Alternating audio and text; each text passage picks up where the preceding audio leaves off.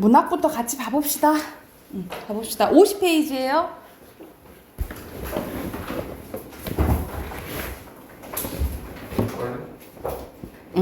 넌 답해드리긴 돼 있지. 애들은 어저께 다 숙제로 내려가지고. 자, 1번에 여기서는 꽃덤불 시상 전개 방식으로 적절한 거예요. 여기서는 선생님이 세모 친 부분이 있었고 동그라미 친 부분이 있었잖아, 그치? 그래서 대의조 활용했어요. 1번에 5번이고요. 1번에 5번. 그리고 2번에 어둠의 이미지와 밝음의 이미지를 대립적 구도를 통해서 전개되고 있다라고 보시면 되고요. 또 뭐 대조적, 뭐 대립적 이렇게 쓰면 되겠지? 그리고 헐어진 성터가 의미하는 것은 일제 강점기의 암담한 현실을 의미하고요. 일제강점기 암담한 현실을 헐어진 성터. 그리고 꽃덤불은 뭘 의미하냐면 광복 이후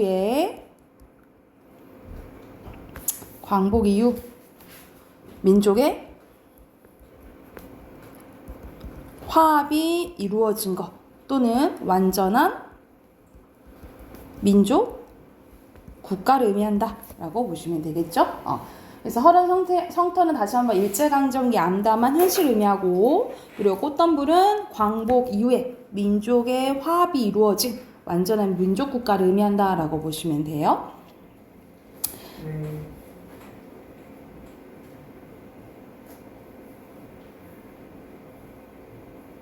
넘어가겠어요? 그리고 4번에 적절한 것은 여기서는 쓰였지. 영탄법 4번에 5번. 그리고 5번에 적절하지 않은 것은 여기서는 3번인데 내맡긴 신세는 외부와 단절된 게 아니라 내가 이런 부정적인 현실에 처할 수밖에 없는 신세를 얘기한 거죠. 단절이 아닌 거지, 그치? 그리고 6번에 적절한 것은 여기서는 4번이에요. 왜냐면 좀 길다가 마지막에 이행밖에 안 되지, 그치? 짧아지죠? 여기서 이제 시상이 집약돼 있다라고 보시면 돼요. 자, 그 다음 거 봐볼게. 고전시가의 특징이에요. 52쪽 한번 봐볼게요. 자, 이게 이제 마지막, 우리 시의 이제 마지막 부분이라 보시면 되거든요. 이게 끝나고 이제 소설로 넘어갈 거야. 자, 고전시가의 특징인데, 우리가 보통 고전시가 하면 우리가 시조 많이 했었잖아요, 그죠? 근데 우리가 고등학교 고등가절 가게 되면은 시조뿐만 아니라 이제 다양한 옛날 시가들의 종류를 많이 이제 접하게 돼요. 자, 먼저 맨 처음에 나오는 게 뭐냐면 고대가요예요. 고대가요는 고조선, 우리나라가 만들어지고 나서부터 삼국시대 초기까지 창작되어 불린 노래입니다. 이때는 글 같은 게 있었나?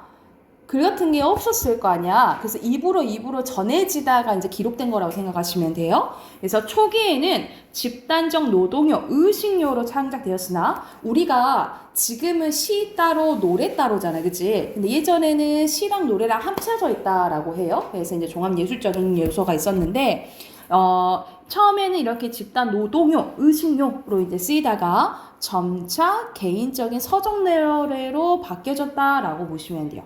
이 개인적인 서정 노래가 대표적인 게 뭐냐면 유리왕, 우리가 주몽의 아들이 이제 유리왕인데 유리왕이 쓴 황조각. 그렇지. 저기 암수 저 새들은 논이는데 나는 왜 외로워 이렇게 얘기한 거 있잖아요. 이게 이제 수쇼의 개인적인 서정 노래를 다룬 거다라고 보시면 돼요. 그래서 구전대다가 입으로 전해져 오다가 호대에 기록되어 있으며 대부분 사구체 한역시다라고 보시면 돼요. 사구체라는 것은 네 줄짜리라 이 말이야. 이 대표적인 게 뭐냐면 이건 바로 옆에 예시 한번 봐볼게. 자, 옆에 구지가 나오네요. 구지가 이제 거북이를 얘기를 할 이게 대표적인 고대가요 중에 하나예요. 자, 뭐라 얘기하냐면 거부가 하고 부르네, 그치? 첫 번째 불러요.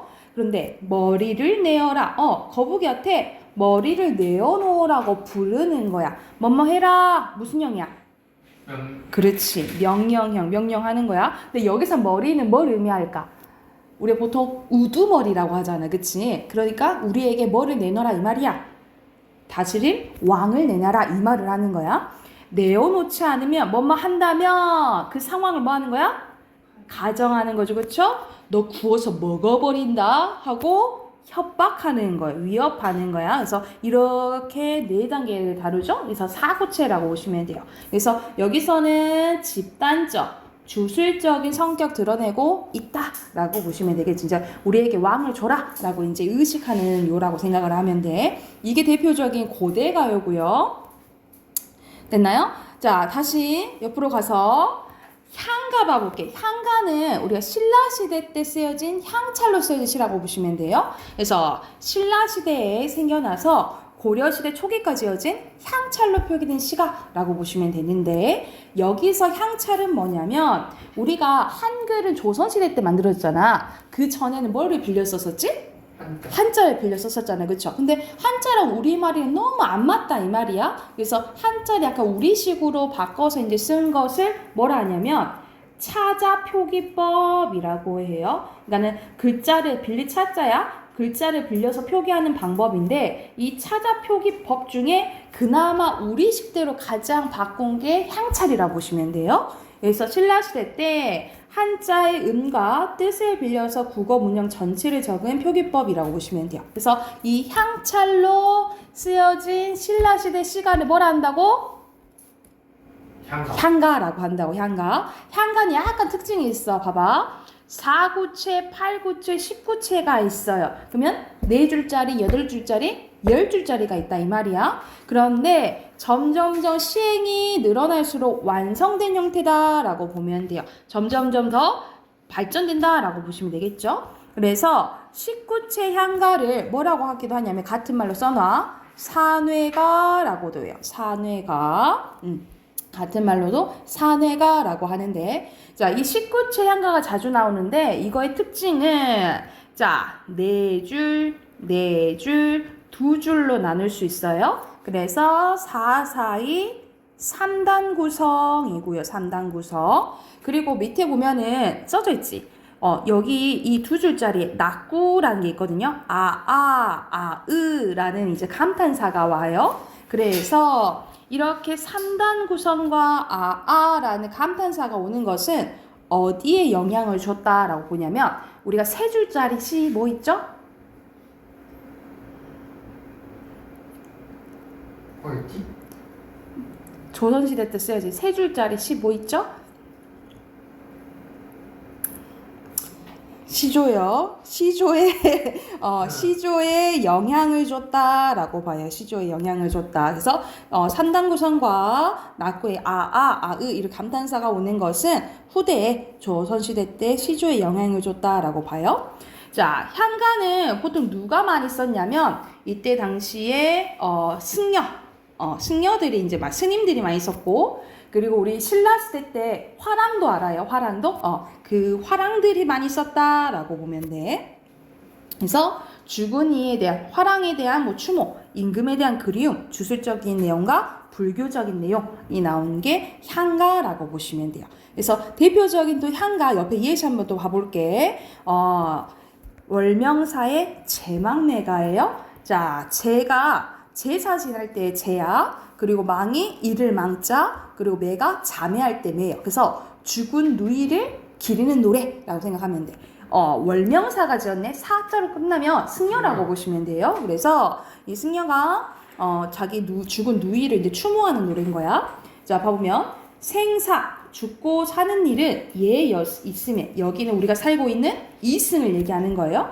여기 있음에 머뭇거리고 우리 죽음에 대해서 약간은 머뭇거리지. 죽음에 대한 두려움이 나타나 있는 거고요. 나는 간다 라는 말도 못다 이러고 어찌 갑니까? 누가 갔다 이 말이야. 누이가 갔다 이 말이야. 여기서 나는 누이를 얘기를 해요. 누이가 저 가요? 라고 말도 못하고 갔다 이 말이지. 어느 가을 이른 바람에 일렀다라는 것을 빨리 불었다 이 말이잖아. 그러니까 누이가 빨리 죽은 걸 얘기를 하는 거야. 우리가 빨리 죽은 것을 뭐라고 하냐면 요절이라고 해요. 그래서 누이의 요절을 의미하고요. 이에 저에 여기저에 떨어질 이처럼 직유법 한 가지에 나고서 우리는 한 부모 아래서 태어났는데 왜 내가 가는 곳을 모르느냐 하고 안타까워하는 거야. 아까 이게 뭐라 했어? 낙구라 했지, 그치? 낙구. 미타 차례에서 만날 날에, 아니야, 그래도 괜찮아. 뭐라고 얘기하는 거야? 우리 곧 어디서 만날 거야? 미타 차례에서 만날 거야. 이 미타 차례는, 기독교로 치면 천국이라 보시면 돼. 우리 어차피, 이건 불교적 용어인 거지? 우리 미타 차례에서 만날 거야. 여기서 나는 화자예요. 그래서 앞에 있는 나랑 다르다라고 보면 돼. 그래서 나 뭐 할 거야? 도 닦으면서 기다릴게. 그래서 약간 죽은 누이에 대한 이 슬픔을 약간 종교적으로 승화한 거라고 보면 돼. 자, 그러면 여기서는 이 표시 있죠? 이건 행표시거든요? 그러면은 이거는 총 몇 줄이에요? 1, 2, 3, 4, 5, 6, 7, 8, 9, 10. 19채 향가고요. 19채 향가. 그리고 죽은 누이를 뭐 하고 있어요? 추모하고 있다. 라고 보시면 되겠죠. 됐나요? 자, 그리고 다시 왼쪽으로 가서, 자, 신라시대 다음에, 통일신라 다음에 고려가 나옵니다. 고려시대 때 불러진 게 고려가요인데, 이 고려가요는 고려시대 평민들이 부른 거예요. 그래서 여러분 그거 들어봤지? 얄리 얄라성 얄라리 얄라 들어봤죠, 그쵸? 그게 대표적인 고려가요예요, 고려가요. 그래서 평민들이 부르던 시가로 같은 말로 고려 소교라고도 해. 이거는 특징이 조금 외워놔야 돼. 봐보자. 자, 시조는 우리가 시조는 사음보라고 배웠잖아요, 그치? 이 고려가요는 삼음보예요. 몇 음보? 삼음보. 그리고 이때부터 연을 구별하게 됩니다. 연을 구별하게 되는데 그 연 구별하는 걸 뭐라 하냐면 분연체, 같은 말로 분절체, 연장체라고 해요. 다시 한번 연을 구별하는 거 뭐라 한다고? 연장체. 연장체, 분절체, 그리고 분체 같은 말이야. 그리고 뭐가 있어요? 후렴구가 있어요. 이걸 3개 외우시면 돼요. 고려가요는 삼음보, 그리고 분연체에다가 후렴구가 있다라고 보면 돼.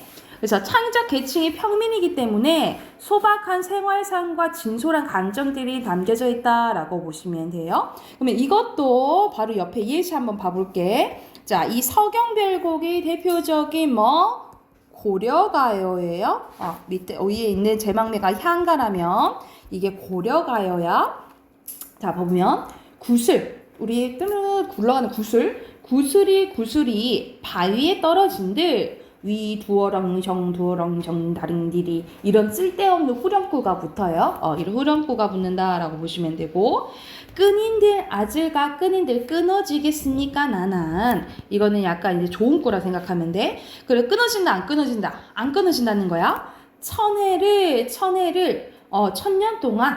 동안 외롭게 살아간다 한들 신인들, 지금 믿을 신자예요. 믿음이 끊어지겠습니까? 님에 대한 믿음 끊어지지 않는다라는 소리야. 그래서 여기서는 후렴구 있고 사음보예요. 삼음보지? 향찰 아니고 사대부 아니고 다 1번이네요. 그쵸? 대표적인 고려가의 특징이라 보면 돼. 자, 다시 왼쪽으로 가서 이제 여러분이 잘 알고 있는 시조 봐볼게요. 시조는 만들어진 거는 고려 중엽부터 만들어졌다 하긴 하는데 잘 향유했던 시기는 조선시대라고 생각하시면 돼요. 조선시대에 쓰여진 우리 고유의 정형시야. 정형시라고 한다는 것은 뭐가 정해져 있어?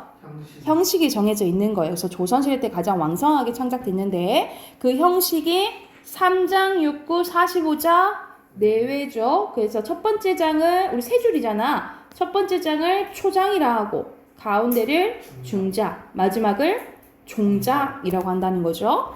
그래서 3장, 6구, 45자 내외에 몇 음보예요? 사음보고요. 여기서 안 써져 있는데 추가적으로 써놓자. 글자 수도 반복이 돼요. 세 글자, 네 글자 반복되고 네 글자, 네 글자가 반복이 돼. 그래서 글자 수가 반복돼서 느껴지는 운율을 음수율이라고 해요. 음수율. 자, 그리고 하나 더. 자, 종장.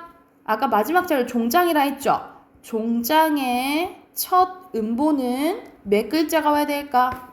세 글자, 그치? 3음절로 고정되어 있다 라고 추가적으로 써놓으시면 되겠죠. 여기까지가 시조 형식이에요. 그래서 이 형식이 잘 지켜진 시조를 뭐라 하냐면 밑에 나오는 평시조라고 해. 그러니까 3장 6구 45조가 잘 지켜진 시조를 평시조라고 해. 이 평시조는 주로 사대부 양반들이 많이 지었다라고 보시면 되고 보통 조선 전기 때 많이 쓰였다라고 보시면 돼요. 조선 전기 때.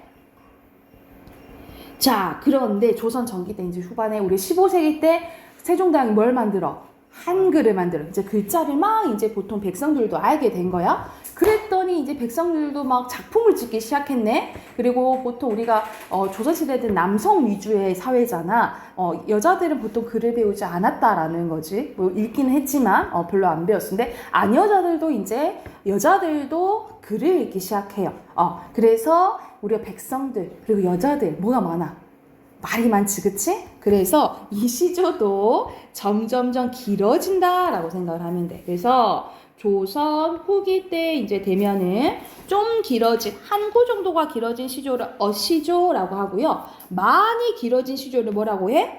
사설시조라고 해요. 그래서 평시조, 어시조, 사설시조가 있고 사설시조는 주로 조선 후기 때 평민들이 창작했고 해악성과 풍자성이 많다라고 보면 되겠죠. 해악성은 뭐야? 웃음, 그치? 풍자는? 비꼬는데 웃기는. 그렇지. 웃음 플러스 비판이라고 보시면 되겠죠. 이게 시조고요. 자, 이 시조가 무한대로 우와 길어진 게 있어. 그게 뭐냐면 가사예요. 가사. 그래서 고려말 경기체가가 쇠퇴하면서 여기서 고려말 경기체가가 있는데 여러분 경기체가 동원했는데 이 경기체가 잘 안 나오긴 하는데 이 아까 전에 고려가요는 누가 많이 지었다 했지? 화랑이나 아니 평민들, 고려 평민들이 지었다 했지. 이 경기체가는 고려의 귀족들이 많이 이제 지은 건데 자기 잘난 거 자랑하는 시라고 보시면 돼요. 그래서 내가 많이 알고 있어. 이걸 자랑하는 걸 뭐라고 하냐면 현학적이라고 하거든요. 그래서 여러분 이제 경기체가는 이제 현학적이다 이 정도만 알고 있어도 돼. 이 정도만 알고 있으면 돼요. 이 고려말 경기체가가 쇠퇴하면서 발생했고 사음보 연속체의 형식이요. 그러니까는 시조가 엄청 길어진 거라고 생각을 하면 돼. 그래서 가사의 대표적인 작품은 뭐가 나오냐면 정철의 작품이 있거든요. 이 정철의 관동별곡 송미인고, 삼이인고 뭐 이런 작품들이 있어요. 그래서 송미인곡과 삼이인곡 이제 임금 그리워하면서 쓴 이제 노래고 관동별곡 우리가 관동 지방에 이 정철이 관찰사로 부임하게 돼요. 관찰사가 뭐야? 그 잘하고 있는지 사찰하는 거지. 감사. 감사, 그치. 그래서 강원도 지방 갔는데 일도 하는데 너무 풍경이 좋은 거야. 그래서 나 집에 한양으로 돌아가야 되는데 여기 재밌어 좋기도 하고 막 이렇게 고민하는 이런 작품이라고 생각을 하시면 돼요. 그래서 내가 알기로는 이 정철이 술을 엄청 좋아했다라고 해요. 술을 엄청 좋아해가지고 이제 임금이 너무 걱정이 되는 거야. 그래서 정철 너 하루에 한 잔만 먹어라. 그릇 펴가지고. 근데 하도 술을 좋아하다 보니까 임금말은 거역할 수 없고 이 조그만한 잔을 넓게 펴가지고 술을 먹었다고 하는 그 사람이에요. 그래서 이 정도로 이제 좋아했다라고 보시면 되겠죠. 그래서 이거 시대적으로 이제 쭉 기억을 하면 돼. 맨 처음에 나온 게 뭐야? 고대가요, 그 다음에 향가, 그 다음에 고려가요, 시조, 가사 이렇게 생각을 하시면 돼요. 자, 그리고 넘겨서 54쪽 가서 54쪽에서는 이제 전체적인 고전 시간에서 많이 나오는 단어 치어에 대해서 이제 나왔다라고 보면 돼요. 자, 망국에 대한 슬픔과 무상함. 망국이 뭐야? 나라가 망한 것에 대해서 슬퍼하는 거라고 보시면 돼요. 그래서 필만은 한필의 말, 만월 때는 고려 왕조의 궁털 얘기예요. 그래서 만월 때 나오면 고려 시대 생각하시면 돼요. 그리고 500년 도읍지나 500년 왕업도 고려 생각하시면 돼요. 고려. 그리고 임금에 대한 충정과 연군 지정에 대해서 나오는데 연군 지정이란 말이 나오면 임금에 대한 임금에 대한 충성심 이거 생각하시면 돼요. 그리고 나라를 걱정하는 마음 뭐라 하냐면 우국지정이라고 해요. 우국지정. 우국지정은 나라를 걱정하는 마음이라고 한다면 연군지정은 임금 이제 걱정하고 사랑하는 거라 생각하면 돼. 그래서 뭐 매화는 사군자 중에 하나죠. 우리가 사군자 뭐 있어? 매화, 국화, 대나무, 난. 그렇지. 그렇게 해서 사군자지. 그리고 세한고절, 추위를 이기는 절개, 학가는 뭐 세자가 타는 수레인데 뭐 이것까지는 뭐 알 필요는 없을 것 같아. 하여튼 이제 소나무, 대나무 대표적인 지조와 절개를 뜻한 거 알고 계시죠, 그죠? 그리고 자연 속에서 사는 즐거움을 나타냈는데 여기 밑에 봐보자. 강산, 청산, 녹수, 풍월, 강호 이런 것들은 보통 자연으로 해석이 돼. 그러면 이건 자연의 일부분이잖아. 부분으로 전체 나타내니까 이거 무슨 법이에요? 문법. 일부분으로 전체를 나타낸 건 대유법이야. 그래서 여러분 이런 단어가 나와서 이걸 자연으로 해석된다면 무슨 법이 쓰인 거야? 대유법 쓰였다라고 보시면 돼요. 부분으로 전체 나타내는 거야.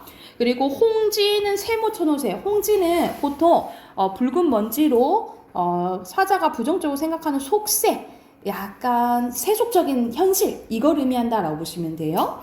그리고 무심은 욕심이 없는 거. 수감목과 초려감사는 소박하게 사는 거. 빈배 욕심 없는 거.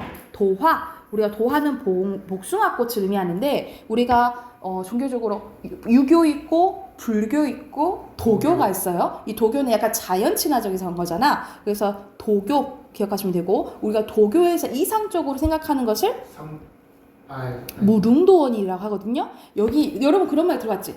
여기 무릉도원이 따라오고만 이런 소리 하잖아. 그래서 도교에서 말하는 이상적인 공간이라고 생각하면 돼. 그리고 백구, 야 이뻐 백구야 뭐 이렇게 나오는 이제 구절이 나오거든요. 흰 갈매기예요. 흰 갈매기. 그래서 자연에 대한 긍정적인 인식을 가져오는 시어라고 보시면 됩니다.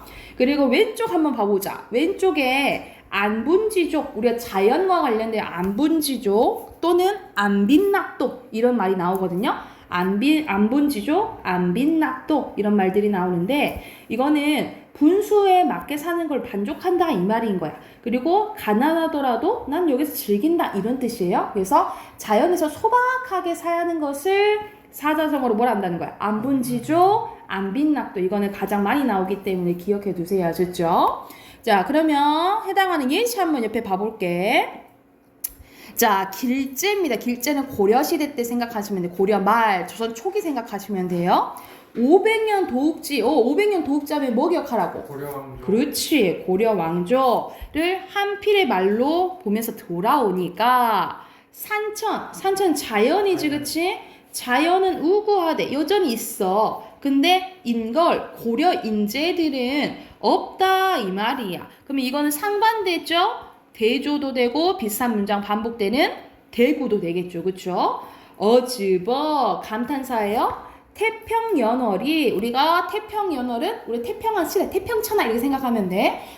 꿈이런가 하노라. 와, 그렇게 500년 좋았었는데 이게 한 번에 망해버렸네. 이거에 대한 무상감, 한탄함을 갖고 있는지라고 보시면 돼요. 그러면 이거는 시조예요, 가사예요? 시조죠. 그리고 변함없는 자연을 보면서 지난 500년이 꿈인 것처럼 느끼고 있는 거지. 무상감이 드러난다라고 보시면 되고. 자, 성산문 또 시조가 나오네. 세 줄짜리 시조지, 그치? 이 성산문은 왕으로 붙이면 단종, 세조 때 생각하시면 돼요. 이 세조가 자신의 조카 자리를 빼앗잖아, 그치? 그래서 이 단종에 대한 충성심이 강한 사람이라고 생각하시면 돼요. 단종은 이제 어린 나이에 이제 승하하셨지, 그치? 이 몸이 죽어가서 내가 죽는다 한다면 무엇이 될 거 아니? 복례산 제일봉에 낙낙장송이 될 거래. 다 몰라도 송은 알겠지? 뭐가 된다 이 말이야? 네, 소나무. 나 소나무 될 거다 이 말이야. 그래서 백설, 눈이 막 많이 와. 순환, 고난 이런 것들을 의미하지만 사실 이거는 세조 이름이 뭐더라? 수양대군. 수양대군의 세력을 얘기를 해요. 이 백설이 만공건할 때 이 백설이 이 세상 가득 찬다 하더라도 나 혼자서 뭐 할 거야? 푸릇푸릇 변하지 않을 거야. 지조 절개를 의미한다라고 보시면 되겠죠? 그래서 자신의 죽음을 가정해서 각오와 다짐 드러내고 있고요. 화자의 삶의 태도가 투영된 소재는 뭐야? 네 글자? 뭐 된다 했어? 그 낙락장. 그렇지. 낙락장송 쓰시면 되겠죠.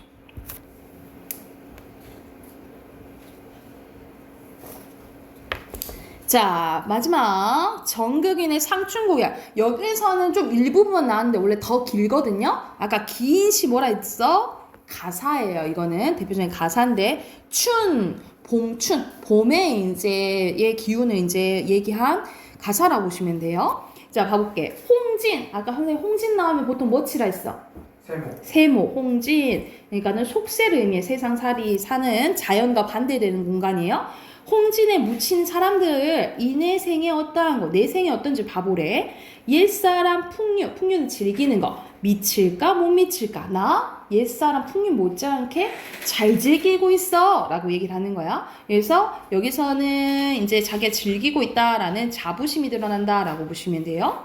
천지가 남자 몸이 날만하니 하건만은 천지간에 남자로 태어난 사람, 나처럼 이렇게 태어난 사람, 하건만은, 하다는 예전에는 많다 이런 뜻이에요.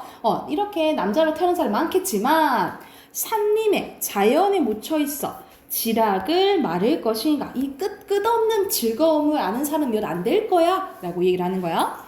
수감 모옥을 벽계수의 앞에 두고 집 앞에 우리가 그 배산임술 하잖아요. 집 앞에 이렇게 물 흐르고, 그리고 송주 소나무 대나무가 우르르에 있어. 내가 자연 주인 같다 라고 얘기를 한 거예요. 엊그제 겨울 지나 새봄이 돌아오니, 계절적 배경이 뭐야? 봄인 거야. 도화행화는 복숭아꽃은 석양리에 피어있고, 녹양방초 풀들은 새우 가는 비중에 팔팔하다라는 거죠. 묘사한 거지. 칼로 말하는가, 붓으로 그려낸가. 그러니까 풍경이 막 진짜 만들어 놓은 것처럼, 그려놓은 것처럼 끝내준다라고 표현을 한 거예요. 조화신공이, 조물주가 사물마다 헌사롭다는 야단스럽다라고 해석을 해요. 그러니까는 조물주가 너무 기가 막히게 만들었다고 막 예찬을 하는 거야. 수풀에 우는 새는 춘기를 못 내겨워, 봄 기운을 못 내겨워 소리마다 교태로 돼. 사실 이 새뿐만 아니라 나도 봄 기운에 막 취한 거지, 그치? 여기서 수풀에 우는 새는 감정 이입의 대상이 되겠죠. 그래서 소리마다 교태로다. 무라일체언이, 이런 무라일체 무슨 뜻이야? 나와 자연이, 그렇지, 하나가 되는 거. 흥이야 다를 수다. 다르다 안 다르다? 다르지 않다. 일부러 의문문 형식으로 표현한 서리법 나왔죠. 그래서 여기서는 사음보에다가 두 개 이상의 평시조로 이루어진 연시조야? 가사라 했죠, 그쵸? 그리고 여기서는 가난하지만 즐거워하고 있나요 지금? 맞죠. 이해됐을까요? 우선은 시즌 여기까지 하고 다음 시간 이어서 2장 더 할게, 알겠죠? 여기서까지 하고 독서 꺼내보세요.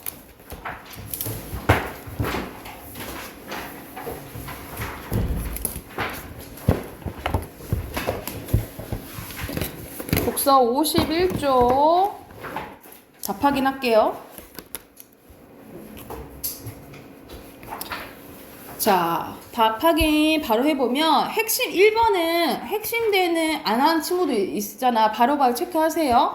핵심되는 단어랑 구절 쓰고 관련된 번호, 문단 번호 봐야 되는 거야.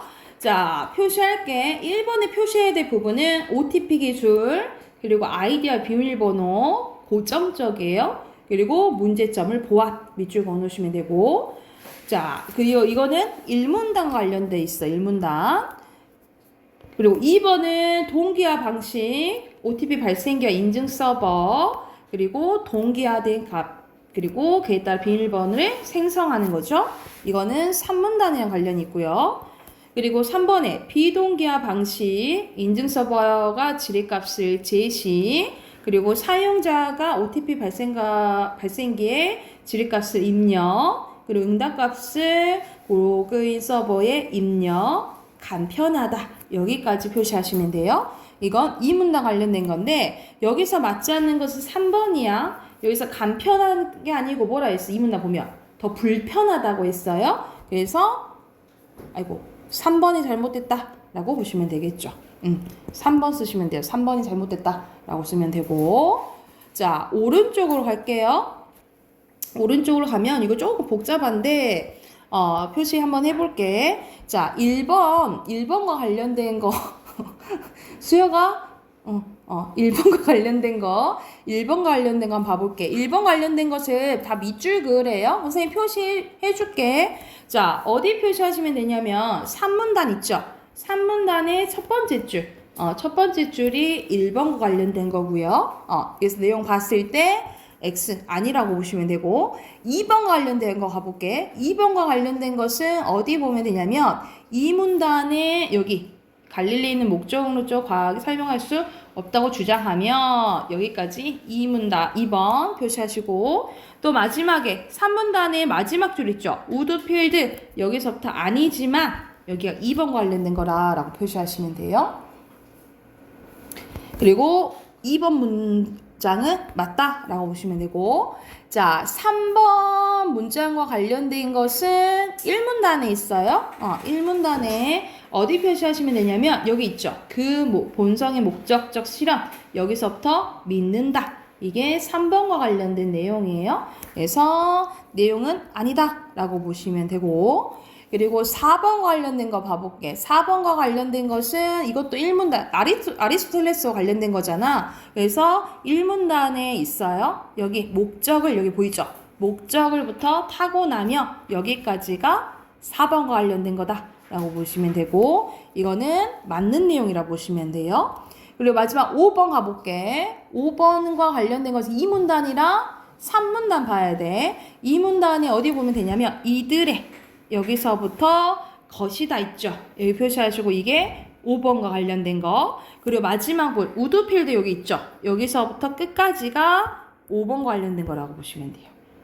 이렇게 표시하시면 되겠죠. 그래서 내용은 또 아니다 라고 보면 돼요. 그래서 XO, XO, X예요. 됐을까요? 그리고 53쪽에 바로 답 확인해보면 1번에 5번이고요. 그리고 2번에 5번, 그리고 3번에 2번이라고 보시면 돼요. 오늘 할 부분 바로 봐보자. 54쪽 갈게요. 54쪽. 자, 54쪽 보면은 정보 및 내용, 전개될 내용을 추론하는 거를 얘기하는데, 말 그대로 추론은 나와 있지 않는 것이 이렇게 맞겠지라고 생각을 하는 거잖아요. 그치? 그래서 지문에 제시된 정보를 바탕으로 새로운 정보와 내용을 적절하게 추론할 수 있는지를 묻는 유형이라고 보시면 돼요. 그래서 이것도 꼼꼼히 보고 바로 보기와 바로바로 확인을 해봐야 된다 이 말이야. 먼저 문제의 발문을 통해서 지문에서 추론해야 할 정보가 제시된 부분을 찾아서 자세히 읽어야 된다라는 거지. 그리고 보기와 그리고 오지선다 영화 봤을 때 1, 2, 3, 4, 5 이걸 다 충분히 바로바로 보면서 맞는지 안 맞는지를 봐야 된다 이 말이에요. 그럼 바로 예시 한번 봐볼게. 자, 1문단 보면은 밀폐된 용기 속에 물을 담아두면 물 분자들은 표면속에 일정한 속도로 증발하는데, 이 과정에서 액체 상태의 물이 기체 상태로 변하기 때문에 물의 양이 점점 줄어들죠. 그렇지만 일정 시간이 지나면 물의 양은 더 이상 줄어들지 않는데요. 그 이유는 물에서 증발하는 분자 수와 물로 돌아오는 분자 수가 같아지기 때문인데, 기체 상태의 분자들이 액체로 돌아오는 과정을 뭐라 하는데? 응축이라고 하는데, 밀폐된 용기 속에 증발된 기체의 분자 수가 많아질수록 응축 속도가 빨라져서 결국 증발 속도와 같아진대요. 이런 증발 속도와 응축 속도가 같아지는 때는 뭐라 한대? 평형 상태라고 하는데, 이때부터 물의 양이 줄어들어 안 줄어들어? 줄어들지 않는데요. 그래서 평형 상태에서 증기가 나타내는 압력을 뭐라 한대요? 액체의 증기압이라고 한대. 자, 그래서 예시가 나옵니다. 라면 스프를 넣은 물은 일종의 용액인데, 용액의 증기압은 용액의 농도와 온도, 용매의 종에 따라 변한대요. 순수한 용매만 있을 때는 용매 표면 전체에서 증발이 일어나는데, 그러나 용액은 표면에서 비휘발성 용질이 차지하는 부분만큼 증발이 일어나지 않는데, 그러니까 막혀져 있는 부분이 있는 거지. 용기의 증기압은 그래서 순수한 용매의 증기압보다 낮아진대요. 용액의 비휘발성 용질이 많이 녹아있을수록, 즉 농도가 진할수록 표면에 증발하는 용매 분자수가 적어지기 때문에 용액의 증기압이 더 낮아진다는 거지. 그래서 한편 온도가 높아지면 분자의 운동이 활발해져서 증발하는 용매 분자수가 많아지고 이에 따라 뭐가? 증기압도 높아진대요. 그러면 농도가 진할수록 증기압은 낮아지고 온도가 높아질수록 증기압은 높아진다는 소리지, 그치? 그러면 보기 한번 봐보자. 자, 여기 각각 기역과 니은이 되는 문장에 밑줄을 칠해요. 밀폐된 용기 속의 물은 처음에는 증발 속도가 응축 속도보다 빨라요. 이거 어디 내용 나와 있어요? 일문나 보면은 여기 나와 있죠. 밀폐된 용기 속에 증발된 기체수가 많아질수록 응축 속도가 빨라져서 증발 속도와 같아진다 했잖아, 그치? 그러면 내용은 맞다라고 볼 수 있겠죠, 그쵸? 자, 근데 2번 봐보자. 라면 스프는 이 문단에 나와 있잖아, 그치? 라면 스프를 많이 넣은 물은 물표면에 증발한 물 분자수가 많아져요. 여기 보면 많이 녹아있을수록 증발하는 분자수가 적어진다 했죠, 그쵸? 그래서 더 낮아진다라고 볼 수 있겠죠. 여기 표시하시고 이거는 틀렸지, 그치? 그러면 적절하다, 적절하지 않다라고 해놓으시면 되겠죠. 됐나요? 표시 다 했나요? 자, 그러면 오른쪽 가보자. 오른쪽에는 전개될 그 이어질 내용이 무엇일까에 대한 내용이야. 전개될 내용 추론 이거 너무 쉬워. 왜냐면 앞에서 다 설명해 주거든. 이것도 마찬가지로 바로 해볼 수 있어. 봐봐. 자, 여기 보면 라면을 끓일 때 스프를 미리 넣으면 물만 끓일 때보다 끓는데 오랜 시간이 걸린대. 이것은 스프가 물에 녹으면 물의 끓는 점이 높아져서 더 많은 열을 가하기 때문이래. 그렇다면 스프를 넣은 물의 끓는 점이 순수한 물의 끓는 점보다 높은 이유는 무엇일까? 라고 했어. 그럼 당연히 이어질 내용 뭐가 나오겠니? 스프를 넣은 물에 끓는 점이 순수한 물에 끓는 점보다 높은 이유에 대해서 설명할 것이다. 여기 쓰면 되겠지. 그치? 이거는 그냥 바로 나오는 거죠. 그죠? 윤씨? 표시하시고. 자, 그 다음에 3번 문제 가볼게. 3번 우리가 앞에서 읽었던 거야. 2번 바로 보면 라면 스프를 넣은 물은 일종의 용액인데 용액의 증기압은 용액의 농도와 온도, 용매의 종류에 따라 변한대. 그러면 여기서 이어질 내용은 뭐겠니? 바로 용액의 증기압은 용의 농도와 온도, 용매의 종류에 따라 변한다는 내용이 나오겠죠, 그쵸? 그럼 이거 그대로 쓰면 돼. 쉽죠? 그리고 이건 1번에서 하고 싶은 말의 핵심어는 뭐야? 뭐에 대해서 얘기하고 있어? 항상 저기 밀폐된 용기 속에서 그렇지, 증기압이죠. 액체의 증기압 쓰면 되겠죠. 1번에는 액체의 증기압 쓰시면 돼요. 아셨죠?요? 1번 액체 증기압. 됐나요? 자, 그러면 넘겨서 여긴 추론하고 전개될 내용 이제 보는 거야. 56쪽부터 59쪽까지 문제 풀고 답 확인할게요. 지금 얼른 풀어봅시다. 짜란. 순간적으로 생각났어. 다시 한번 봐볼까요? 1번 봐보자. 그래서 1문단의 중심 내용은 여기서는 공진 현상에 대해서 나오죠. 아이고, 이걸로 써버렸네. 공진 현상. 공진만 쓰면 안 돼요? 공진이 발생한다? 네, 공진 뭐 맞죠? 그리고 2번에 면진장. 면진 장치. 그리고 3번에 적층 고무 받침. 자, 이건 내용 확인하는 건데 면진 장치는 어떤 장치예요? 격리시켜주는 거잖아, 그치? 측정하는 거 아니죠? X고. 그리고 면진 장치는 고정시키는 게 아니라 아까 뭐라 했어? 격리시켜주는 거라 했잖아, 그치? X죠? 그리고 공진 현상 때문에 맞나요? 맞죠. XXO고요. 그리고 여기서 추론하는 건데 자, 적층 고무 받침은 다른 면적인 그 장치에 비해서 비용이 적게 든 장점이 있대요. 근데 단점이 있는데, 자, 마지막 줄 한번 봐볼래? 건물의 어. 손상이 가장 크다. 건물의 손상이 가장 크대. 왜? 뭐가 떨어져? 다른 면진 장치에 비해 지진파의 진동을 감쇄시키는 기능이 떨어진대요. 그쵸? 그럼 이 단점을 보완시켜야겠잖아요. 그치? 그러면 어떤, 효과적이다. 뭐가 효과적인지 써야지. 장치의 진동. 아, 그냥 효과적이다 했었는데. 뭐가 더 효과적이겠어? 감쇄력이 좋아야겠죠? 여기 높다.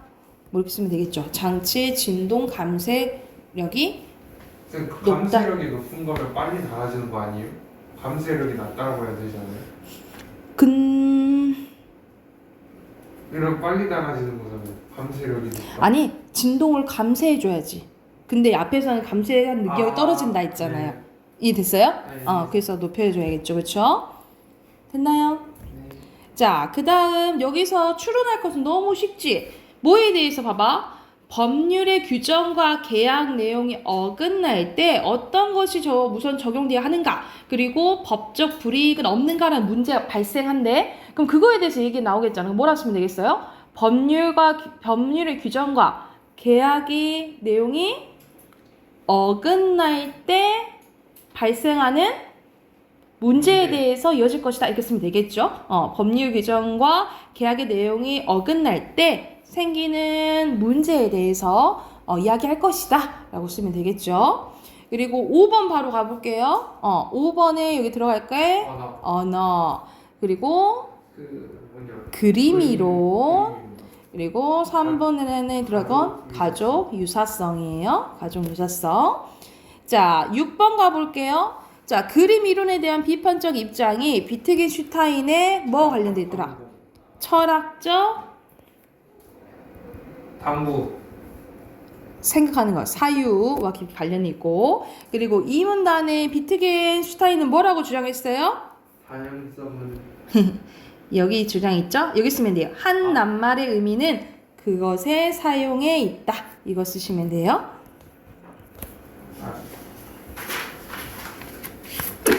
그리고 뒤에 있는 문단은 선생님이랑 같이 앞에서 봤던 부분이잖아. 그치? 그런데 마지막 문단은 같이 안 봤거든. 마지막 문단 보고 이제 내용 한번 확인해 볼게. 보면은 라면 스프를 넣은 물에 끓는 점이 높아지는 이유는 용액의 증기압을 통해서 설명할 수 있는데, 끓는다라는 것을 과학적으로 정의하면 액체 증기압이 대기압과 같아져서 액체 내부에서 기체 상태로 변한 분자들이 액체 표면 바깥으로 나오는 것을 알 수 있는데, 그러므로 끓는 점이 액체의 증가압이 대기압과 같아지는 온도로 정의할 수 있다라는 거예요. 비휘발성 용질을 녹인 용액은 순수한 용매보다 증기압이 낮죠. 그래서 더 높은 온도가 되어야지 용액의 증기압과 대기압이 같아진다는 거야. 그래서 라면 스프를 넣은 물이 순수한 물에 비해 끓는 점이 높은 이유는 이 때문이라는 거죠. 반면에 높은 산에 올라가면 대기압이 낮아지기 때문에 평지보다 액체 증기압이 낮은 상태에서도 끓게 된다, 이 말이에요. 그 관계에 대해서 나왔네, 그치? 그러면 1번이 몇 번이에요? 1번 1번. 계속 느려진 게 아니라 빨라지. 그쵸? 그리고 2번에 3번 많아지면 증기압이 낮아진다 했잖아요. 그쵸? 그리고 끓는 점은 점점 나중에 1번 뭐가 높아야겠어? 나가 온도가 더 높아야겠죠? 1번이죠. 됐을까요? 자, 문법 꺼내봅시다.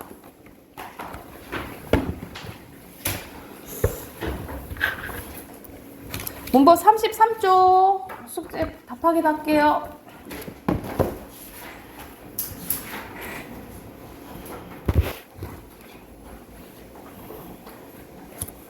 자, 6번에 음운, 그리고 음운 첨가는 니은 첨가와 사이소리 현상 있다 했죠. 사이소리 현상 쓰면 되고, 자, 발음 나는 거 솜, 니불이가 되지? 솜, 니불, 물, 략이에요. 이거는 어떤 현상이 일어나냐면 니은첨가 일어난 다음에 유마 되는 거예요. 유마. 그리고 공염불. 그리고 사이소리 현상이 일어나지 않는 거. 밤송이 이거밖에 없죠. 그리고 밑에는 순서대로 이렇게 표시하시면 되고요. 그리고 기여 반모음 첨가 맞고요. 피여 이거 맞다 했잖아. 틀리다 했으니까 X죠. 그쵸? 이거는 가능하다고. 그리고 옆에 문제 보면은 첨가되는 거예요. 1번이네. 너무 쉽네. 1번이네요. 밑에는 일어난 현상 바로 쓰는 거야. 니은 첨가 막히면이니까 거센 소리 되기 물난리는 유마 번나무 비음아 음절의 끝소리 규칙. 음절의 끝소리 규칙 먼저 적용되구나. 음절의 끝소리 규칙 써야 돼요. 끝소리 규칙이랑 비음아 두 가지예요. 그리고 넣어서는 히읗 탈락. 그러면 교체에 속하는 것은 2번, 4번. 3번, 4번. 3번, 4번, 탈락이 5번, 첨가가 1번, 축약이 2번 이렇게 표시하시면 되겠죠. 밑에 선생님 순서 불러줄게. 1번에 탈락, 2번에 단순화, 탈락, 3번에 히읗, 히읗, 4번에 리을, 리을, 5번에 으, 6번에 동음, 7번에 첨가, 8번에 이야여요유, 그리고 9번에 사이소리 현상, 10번에 반모음. 자, 여기까지 하면 우리 음운의 변동 끝나요? 음운의 변동 크게 뭐 있었어? 교체, 축약, 첨가, 탈락 있어. 그치? 거기 해당하는 문제 뒤에 있거든요. 34쪽부터 38쪽까지 제가 문제 쭉 풀게 해요. 문제 쭉 풀고 답 확인해보자. 엄청 많이 들을 것 같다.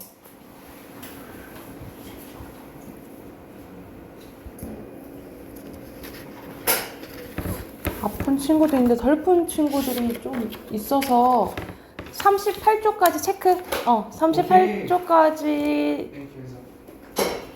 숙제로 해 오세요. 다음 주에 답 확인할게요. 저랑 일주일로요? 오,